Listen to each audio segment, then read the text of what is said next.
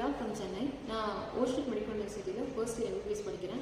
நான் டெலிகிராமில் one choice consultancy பற்றி பார்த்து தெரிஞ்சுக்கிட்டேன். அவங்க கோர்சஸ்லாம் பார்க்கும்போது நாங்கள் வெரிஃபை பண்ணோம். தென் ஃபீஸுமே நாங்கள் கேட்டு தெரிஞ்சுக்கிட்டோம். அட்மிஷனுக்கான ஃபீஸ் எல்லாமே கேட்டு தெரிவிக்கும் போது மற்ற கன்சல்டன்சியை பார்க்கும்போது இங்கே வந்து கம்மியாகவே தெரிஞ்சிச்சு. அதனால நாங்கள் அட்மிஷன் ப்ராசஸ் ஸ்டார்ட் பண்ணோம்.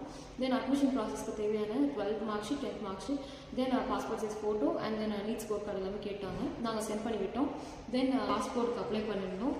20 டேஸுக்கு பாஸ்போர்ட்டுமே ரிசீவ் ஆச்சு. தென் காலேஜ் ஸ்டார்ட் பண்ணுறதுக்கு முன்னாடி எங்களுக்கு அட்மிஷன் லெட்டருமே ரிசீவ் ஆச்சு.